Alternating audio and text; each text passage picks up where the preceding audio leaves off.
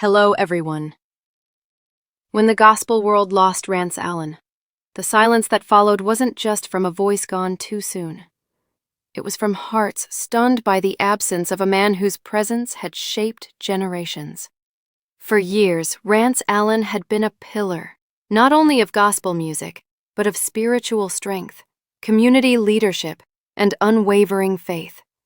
And now, with his family finally speaking out, we are beginning to understand the full weight of what his life and passing truly meant. What they've revealed confirms what many had quietly felt, that there was something profoundly divine about Rance's voice, something otherworldly about his presence, and something sacred about his journey. His family shared that even though he carried the spotlight with grace, Rance was never driven by fame or applause. He was always driven by purpose, and that purpose was ministry. From his earliest days in Monroe, Michigan, singing with his brothers in humble churches, to the global stages where he performed for presidents and preached to packed sanctuaries, Rance never changed who he was at the core: a servant of God, a vessel for healing, and a man who saw music as his ministry, not just his career. His family has now revealed that, for some time, Rance had been dealing with ongoing health challenges, but he bore them quietly and with remarkable dignity. He didn't want pity, and he certainly didn't want his condition to distract from the message he was trying to deliver.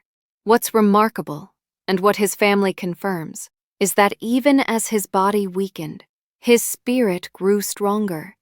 He prayed more, he reflected more deeply. He had long talks with close family, with his spiritual advisors, and even with fans, offering words of hope, comfort, and guidance.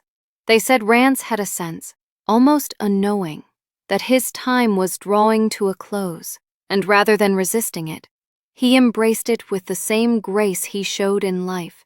He began to speak more openly about heaven, about rest, about finishing his race.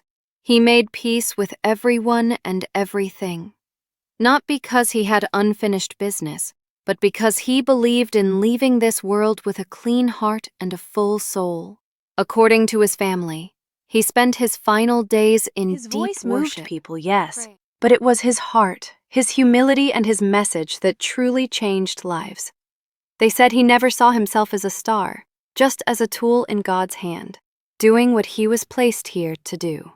And now that he's gone, his family wants the world to remember not just the artist, but the man, the brother, the husband, the preacher, the quiet encourager who, even offstage, was always ministering, always lifting someone up. In revealing these personal truths, the Allen family has given us something more powerful than closure. They've given us insight into what it looks like to live a life of calling, to die with peace, and to leave a legacy that echoes far beyond the music. What we all suspected, that Rance Allen's life was touched by the divine, has now been beautifully confirmed. And though the man may be gone, the message, the music, and the ministry live on, stronger than ever. Thanks for watching.